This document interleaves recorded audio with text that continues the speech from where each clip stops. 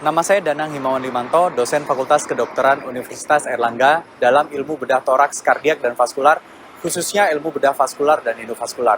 Sebagai dosen perguruan tinggi, saya berusaha untuk berkontribusi dalam menjalankan Tridharma perguruan tinggi secara maksimal.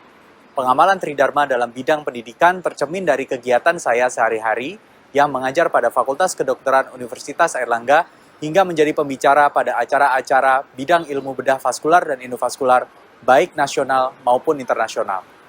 Pengajaran yang saya lakukan di Fakultas Kedokteran Universitas Airlangga lebih terfokus pada bidang praktek, seperti menjadi pembimbing dalam pembelajaran mandiri, pembimbing karya ilmiah, dan penelitian, maupun pengajaran praktek pada pasien.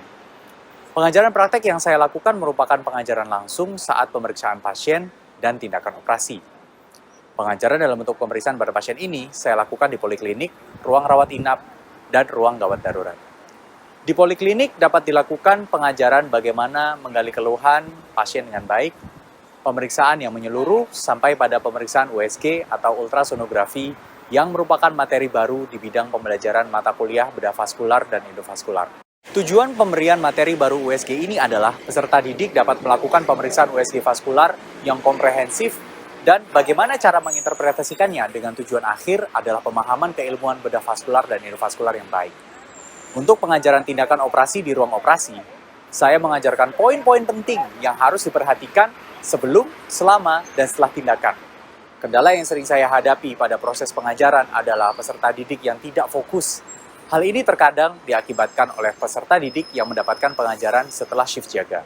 Maka dari itu, kegiatan pengajaran saya diperkuat dengan diskusi bedside pada setiap akhir pembelajaran. Sehingga saya dapat mengerti apakah anak didik saya dapat menangkap dengan baik pengajaran yang telah diberikan. Jika saya dapati peserta didik dapat mengerti dengan baik, tidak jarang saya berikan kesempatan kepada mereka untuk melakukan tindakan secara mandiri. Dalam pengalaman saya selama mendidik, diskusi tersebut dapat membuat anak didik menjadi percaya diri dan terpacu untuk belajar lebih baik lagi agar dapat kesempatan untuk melakukan tindakan-tindakan yang dapat mengasah kemampuan dan empati mereka. Selamat siang, Assalamualaikum warahmatullahi wabarakatuh. Waalaikumsalam warahmatullahi wabarakatuh. Ya, saya Danang Himawan Limanto, saya dokter spesialis BTKV, subspesialis vaskular dan vaskular. Hari ini saya akan memberikan kuliah tentang bedah vaskular. Nah, bedah vaskular ini penting buat pasien-pasien yang selama ini neglect, yang tidak diketahui punya pseudoaneurisma, tidak diketahui punya limf ischemia, tidak diketahui punya aneurisma. Nah, ini bertujuan untuk memberikan pengetahuan kepada kalian semua tentang apa itu penyakit-penyakit vaskular dan bagaimana opsi-opsi terapinya. Nah, di target pembelajaran pada kuliah ini adalah pada akhir kuliah kalian bisa mengetahui dan bisa memahami step-step bagaimana cara mendiagnosis penyakit vaskular dan langkah-langkah awal yang harus dilakukan sebelum akhirnya dirujuk kepada spesialis BTKV atau subspesialis bedah vaskular. Dan evaluasi pada kuliah kali ini adalah 80% dari ujian tulis dan 20% dari keaktifan selama kegiatan perkuliahan, termasuk pertanyaan-pertanyaan yang diajukan dan absensi. Oke, topik bedah vaskular yang akan dibahas kali ini adalah topik limf ischemia.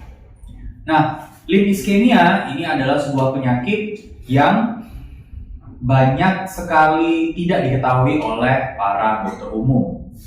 Ya, jadi kita bahas supaya pasien-pasien kedepannya bisa tertolong. Nah, ini ada gambar kaki. Ada kaki kanan sama kaki kiri. Kira-kira yang nggak normal menurut kalian kaki yang kanan atau kaki yang kiri? Kaki yang kiri. Coba mungkin ada salah satu yang bisa menjelaskan kenapa kaki kirinya nggak normal. Salah satu mungkin? Tidak mungkin? Normal karena ujung jarinya menghitam. Ujung jarinya menghitam, bagus. Ada lagi yang bisa mengenali ada apa di kaki kirinya pasien ini? Hiperemis. Ya, oke. Jadi kita sebut ini sebagai namanya facies marmorata atau penampakan seperti marmer, di mana itu adalah tanda dari kekurangan perfusi jaringan. Oke, jadi ini adalah tanda-tanda iskemia pada kaki kiri. Bisa dilihat juga bagian yang hitam itu adalah bagian yang nekrotik, dan bagian yang mulai di telapak ini juga bagian nekrotik, dan ini adalah bagian yang marmora tadi bandingkan di sisi yang sehat. Nah, ini yang kita sebut dengan limit iskemia. Dan guideline yang kita ikuti tentang limit iskemia ini selama ini masih guideline tahun 2017, ESC guideline diagnosis dari peripheral arterial disease in collaboration with ESPS. Nah, kita bagi menurut guideline ini ada dua penyakit limit iskemia utama, yaitu acute limit iskemia dan chronic limit iskemia. Oke, kita bahas pertama yang acute limit iskemia. Acute limit iskemia ini adalah sebuah limit iskemia yang terjadi secara mendadak. Jadi ini bukan penyakit iskemia yang batasnya 2 minggu, kurang dari 2 minggu, atau kurang dari 1 jam, bukan. Tapi adalah yang mendadak. Kapanpun dia munculnya. Pokoknya syarat dari acute limit iskemia adalah mendadak. Nah, apa penyebab acute limit iskemia? Acute limit iskemia penyebabnya banyak banget, termasuk atherosclerosis progression, cardiac embolization, aortic dissection, aneurysma, graft thrombosis, bahkan trauma, dan juga hypercoagulable state yang dulu waktu pandemi pada saat COVID banyak kita dapatkan acute limit iskemia karena keadaan hypercoagulable state pada pasien-pasien COVID. Nah, acute limit iskemia itu mempunyai klasifikasi bernama klasifikasi Rutherford. Nah, klasifikasi Rutherford ini penting pada acute limit iskemia karena menentukan terapi. Beda nanti pada chronic limb threatening iskemia. Acute limit iskemia ini punya klasifikasi yang masuk pada algoritma terapi, sedangkan chronic limb threatening iskemia tidak memiliki klasifikasi yang masuk pada algoritma terapi. Jadi ini wajib untuk dihafalkan. Yang pertama tentang Rutherford Class 1 atau Rutherford Grade 1, di mana tidak ada defisit neurologis, sensorik maupun motorik. Artinya pasien biasanya datang Rutherford kelas 1, settingannya adalah settingan outpatient clinic atau pasien poli. Jadi dia datang dengan keluhan nyeri pada kaki, diperiksa tidak ada pulsasi, tapi dia bisa jalan, dia tidak ada keluhan sama sekali, hanya mungkin nyeri saat berjalan atau bagaimana. Padahal diperiksa pulsasinya tidak ada. Itu adalah Rutherford kelas 1. Sedangkan kalau sudah naik menjadi Rutherford kelas 2, 2A itu tidak ada sensorik loss, tapi dia sudah mulai ada motorik loss. Sedangkan Rutherford 2B dia mulai ada motorik loss.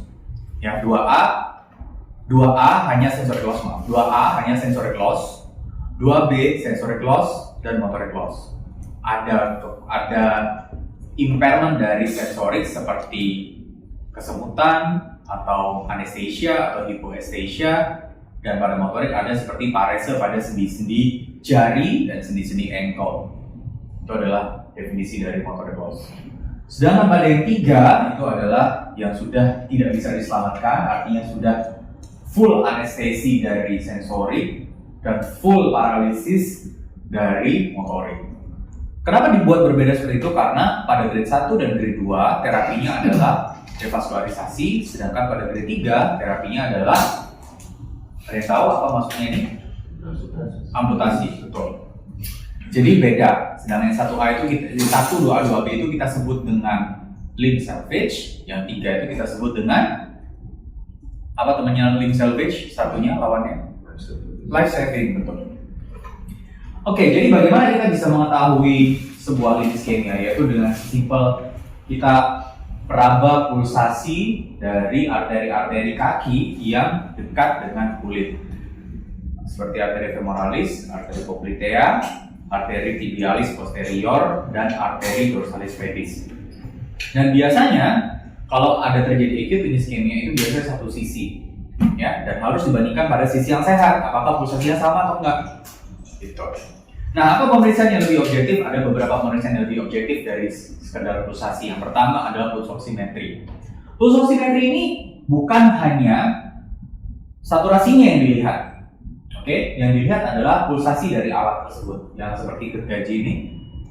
Ini adalah yang lebih penting dibandingkan berapa saturasinya atau berapa heart rate-nya. Heart rate ini kita cocokkan sama heart rate pasien, bisa dipasang monitor apakah sesuai atau enggak. Sedangkan saturasi ini biasanya tidak akan berubah banyak.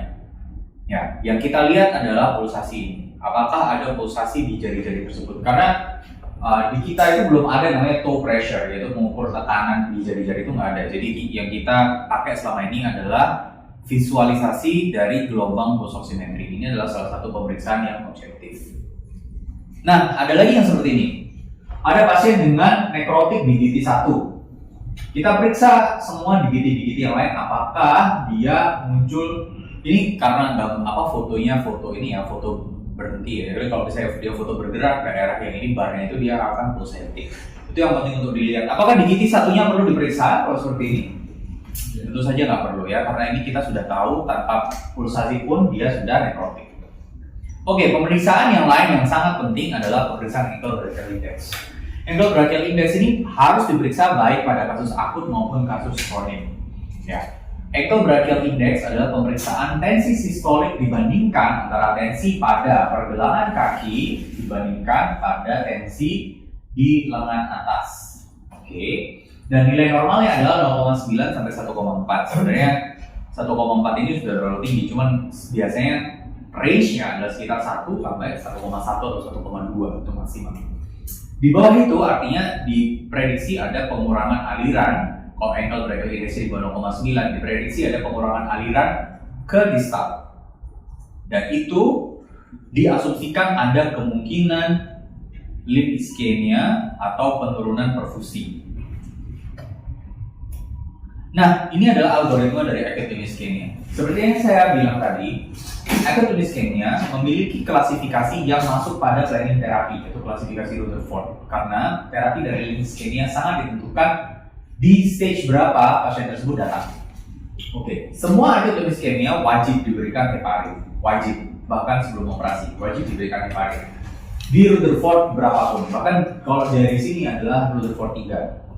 Oke, karena kita harus mengakses setelah pemberian heparin, kita harus mengakses pasien ini berada di stage berapa. Jika ini pasien berada di stage 1, maka pasien tersebut masih memiliki waktu untuk dilakukan initial walk-up atau initial diagnostik dengan duplex ultrasound, CT angiografi atau digital subtraction angiografi. Sedangkan jika pasien datang pada Rutherford 2, maka pasien harus langsung dilakukan urgent revascularization tanpa menunggu diagnostik. Oke, tanpa menunggu diagnostik. Di sini adalah urgent revascularization, artinya metodenya bisa trombektomi atau bypass, tidak melulu trombektomi. Ya. Nah, sedangkan pada Rutherford 3 karena dia life saving, maka go straight to amputation. Ya, jadi tidak bisa menunggu untuk dikerjakan trombektomi atau bypass untuk menurunkan level amputasi, tidak ada. Jadi kalau memang dia present dengan Rutherford 3, tidak diagnostik, tidak operasi revascularisasi, tapi amputasi. Oke. Nah, sedangkan pada Rutherford 1, pemilihan revascularisasi ada namanya trombolisis. Berbeda dengan Rutherford 2. Rutherford 2 tidak ada tempat untuk dilakukan trombolisis. Hanya Rutherford 1 saja yang ada tempat untuk dilakukan trombolisis, dan trombolisis yang dilakukan adalah trombolisis yang catheter directed. Artinya pasien dengan Rutherford 1 yang dikerjakan digital subtraction angiografi, maka kateternya akan sekalian ditinggal untuk sementara waktu dan diberikan obat-obatan seperti rekombinan tisu plasminogen activator seperti alteplase untuk memecah trombus. Tapi ingat, itu hanya dikerjakan pada Rutherford 1, tidak dikerjakan pada Rutherford 2. Rutherford 2 pasien harus langsung naik kamar operasi untuk dikerjakan trombektomi atau bypass. Oke. Kira-kira dari acute ischemia hanya seperti ini algoritmanya. So simple, tapi kalau misalnya salah, maka pasien bisa rugi, karena kalau misalnya pasien Rutherford 2 masih menunggu diagnostik misalnya, maka pasien tersebut bisa saja limb at risk-nya akan semakin naik dan mungkin terlambat untuk dilakukan revascularisasi sehingga bisa jatuh ke amputasi. Seperti itu. Jadi harus benar assessment dari acute ischemia mulai dari awal sampai akhir dari treatment dari acute ischemia. Oke, moving on ke chronic limb-threatening ischemia. Chronic limb-threatening ischemia ini mencerminkan limb ischemia yang terjadi secara kronik dan progresif. Kenapa? Karena sebab dari chronic limb-threatening ischemia cuma satu, yaitu apa penyebabnya? Aterosklerosis, betul. Penyebabnya aterosklerosis, sehingga akan progresif sesuai dengan progresivitas dari plak tersebut. Oke. Nah, apakah acute limb ischemia bisa menyebabkan, apakah chronic limb threatening ischemia bisa menyebabkan acute limb ischemia? Tentu saja bisa. Ada plug rupture yang bisa menyebabkan trombosis, bisa. Tapi kebanyakan pada chronic limb threatening ischemia yang stable, dia akan datang awalnya dalam keadaan claudicatio dan kemudian akan datang pada keadaan di mana limbnya iskemik, pulsasi sudah tidak teraba dan kakinya nyeri. Biasanya kita klasifikasikan keluhan dari chronic limb threatening ischemia itu dengan Fontaine classification. Tapi ingat, Fontaine classification bukan merupakan klasifikasi yang masuk dalam algoritma, sehingga Fontaine classification hanya mencerminkan severitas dari keluhan pasien. Oke, jadi dia tidak menentukan treatment apa yang akan diberikan oleh dokter pada pasien tersebut. Beda dengan klasifikasi Rutherford yang menentukan alur dari treatment, chronic limb threatening ischemia tidak menentukan alur dari treatment. Dan ini adalah alur dari treatment chronic limb threatening ischemia. Seperti yang kita tahu bahwa penyakit aterosklerosis memiliki risk factor. Risk factornya seperti pada coronary artery disease dan pada stroke sama. Jadi dia laki-laki di usia di atas 50 tahun dengan resiko diabetes, hipertensi tidak terkontrol, itu adalah sama. Penyebabnya semua aterosklerosis adalah faktor risk factornya adalah sama. Tapi pada kaki, karena dia berada di perifer, maka presentasi iskemia yang ditimbulkan bukan infak, bukan stroke, tapi adalah luka. Presentasi infak pada kaki adalah luka. Kalau pada stroke infak, pada jantung ada infak miokard, pada kaki maka dia akan menjadi luka. Gitu. Lukanya adalah luka kronik yang bisa saja terjadi secondary infection. Oke. Di situ adalah dimana kita menentukan apakah pasien chronic limb threatening ischemia ini kandidat untuk revaskularisasi atau tidak. Itu dulu. Bagaimana pasien itu kita nilai dia kandidat revaskularisasi atau tidak? Contoh, misal pasien datang dalam keadaan pulsasi tidak teraba. Tadi pasiennya datang dengan tensi 89/90, 89/50 dengan heart rate 130 kali per menit, time-nya 38,6, kakinya ada luka, pulsasinya tidak teraba. Apakah dia kandidat revaskularisasi? Ya. Tidak. Kenapa? Sepsis. Ya, karena itu adalah sepsis. Kondisi luka pada kaki menyebabkan sepsis. Ya, sehingga dia bukan kandidat revaskularisasi. Maka pada pasien-pasien tersebut langsung straight menuju ke no, sehingga dia menuju ke apakah dia perlu diamputasi? Ya. Kalau dia memang sepsis dan itu source control, maka jawabannya adalah amputasi. Tapi jika pasien itu datang dengan stable, lukanya tidak sembuh tapi dia tidak infeksi, dia datang untuk rawat luka rutin, kita assess ternyata ankle brachial indexnya kurang dari 0,9, maka kemungkinan pasien tersebut adalah kandidat revaskularisasi. Sehingga semua pasien yang merupakan kandidat revaskularisasi pada chronic limb threatening ischemia harus dilakukan imaging. Beda dengan acute limb ischemia, pada chronic limb threatening ischemia semua pasien yang kandidat revaskularisasi harus dilakukan imaging. Oke, imaging yang biasa kita pilih adalah CT angiografi atau arteriografi. Nah, jika pasien ini memiliki long occlusion, jika fasilitas ada, maka jawabannya adalah bypass. Dan jika pasien ini terjadi short occlusion atau short stenosis pada pemeriksaan CTA maupun arteriografi, maka jawabannya adalah angioplasti atau endovaskular. Dan jika bypass gagal, maka bisa dipilih selanjutnya mau dilakukan endovaskular atau radiosurgery. Jika angioplasti gagal pun akan dipilih apakah dia akan melakukan radioangioplasti atau menuju ke surgery. Tapi yang pasti harus dilakukan evaluasi melalui imaging. Itu adalah treatment dari chronic limb threatening ischemia. Oke? Ini adalah salah satu contoh gambar bagaimana kita melakukan trombektomi. Ini biasa kita kerjakan pada pasien dengan acute limb ischemia. Seperti kalian tahu di sini, trombektomi yang dikerjakan harus dilakukan pada common femoral artery menuju ke retrograde, antegrade superficial femoral artery, dan antegrade deep femoral artery. Jadi ada 3 tempat yang dikerjakan trombektomi, bukan cuma di superficial femoral artery, tapi pada retrograde common femoral artery, antegrade superficial femoral artery, dan deep femoral artery. Bypass surgery yang dikerjakan pada long occlusion bisa dikerjakan tergantung di mana lokasi sumbatannya, bisa di femorofemoral, femoropopliteal maupun femorotibial. Dan grafnya bisa tergantung, kita menggunakan graf yang bisa graf sintetik maupun graf autologus seperti vena sampai magna.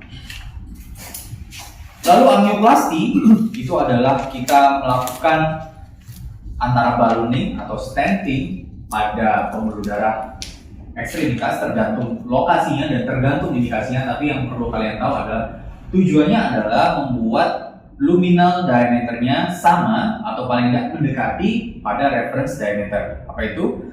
Kalau misalnya ada stenosis di sini, artinya diameternya sangat sempit, kita akan samakan diameternya dengan proksimalnya.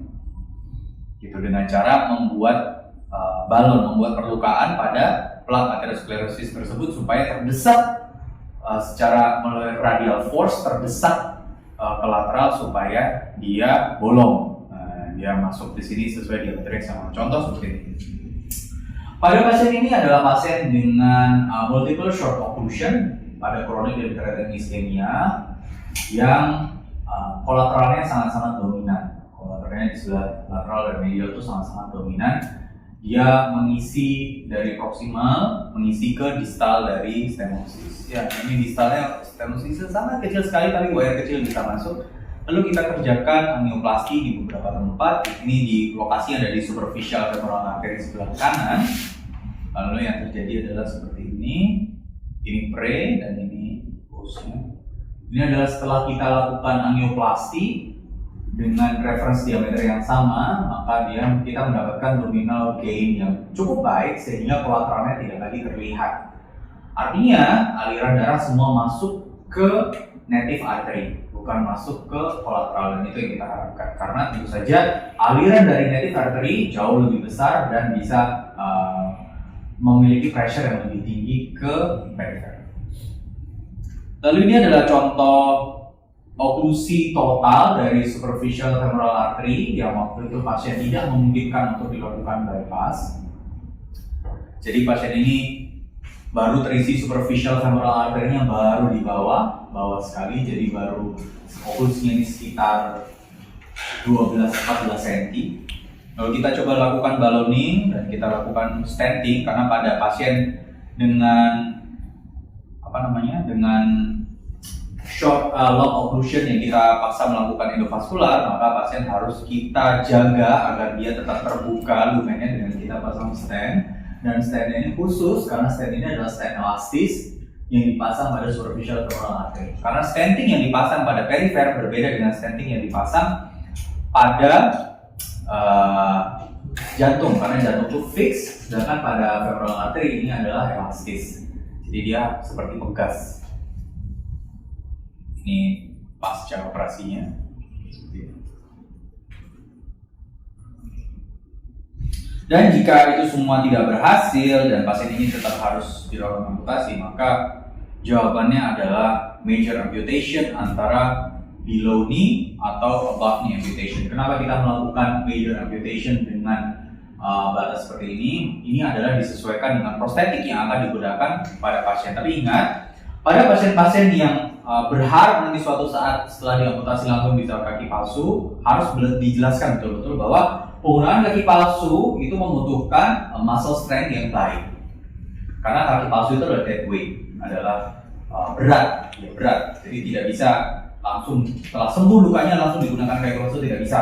Jadi pasien harus menjalani core strengthening, muscle strengthening agar dia bisa berdiri dulu dengan satu kaki agar bisa menahan dari kaki palsu yang tersebut. Karena kaki palsu itu semakin ringan dia, semakin mahal harganya, dan itu kadang-kadang sangat memberatkan untuk pasien-pasien yang tidak mampu. Sehingga pasien-pasien yang tidak mampu biasanya akan memilih opsi penggunaan prosthetic leg yang lebih murah dan itu berat.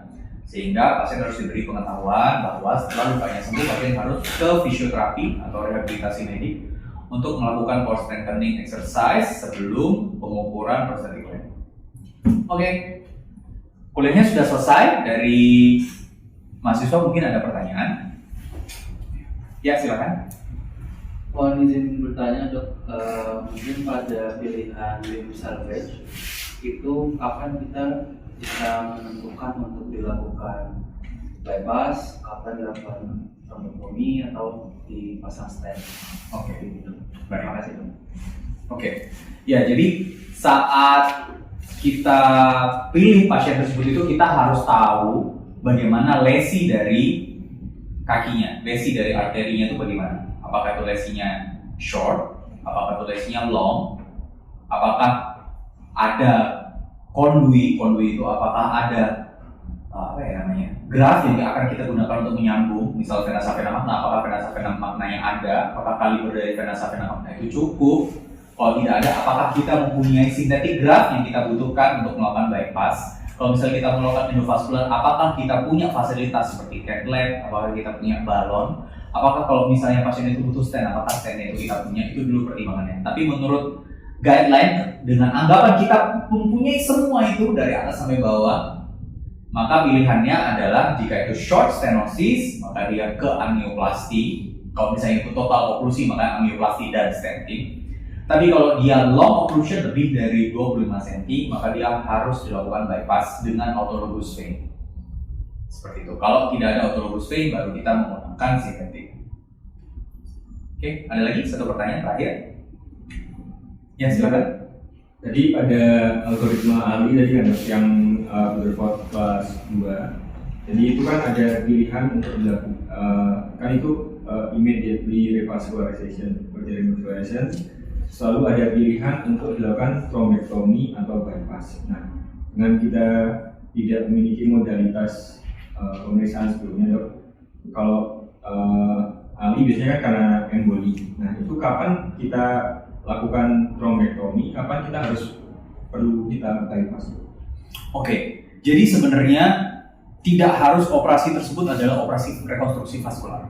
Jadi contohnya seperti ini, jika akut limb ischemic tersebut disebabkan oleh aortic dissection, maka dia tidak bisa dilakukan trombektomi maupun dilakukan bypass. Maka yang dikerjakan revaskularisasinya adalah aortic dissection yang diselesaikan, karena itu merupakan salah satu spektrum dari malperfusion dari aortic dissection. Oke.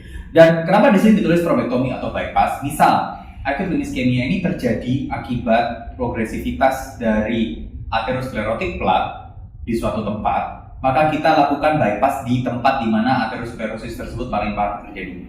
Misal pasien ini terjadi, seperti kita tahu anatomi yang seperti saya ajarkan di kuliah sebelumnya, bahwa vaskularisasi dari paha itu adalah deep femoral artery, vaskularisasi dari lutut ke bawah adalah superficial femoral artery. Jika pasien ini terjadi oklusi di superficial femoral artery, umumnya pasien ini akan terjadi ischemic dari lutut ke bawah. Maka yang kita kerjakan adalah kita membypass oklusi tersebut, kita pasang di poplitea. Kita lakukan bypass femoropoplitea. Seperti itu. Tapi kalau misalnya pasien ini terjadi levelnya adalah di ankle, biasanya terjadi ankle aja, jarang tapi ya kan ankle aja terjadi acute ischemia. Itu maka yang kita kerjakan adalah tibiotibial bypass. Kita berbicara dengan setting acute ischemia, bukan kronik ya. Dan biasanya kronik pasien akan datang dengan above ankle selalu.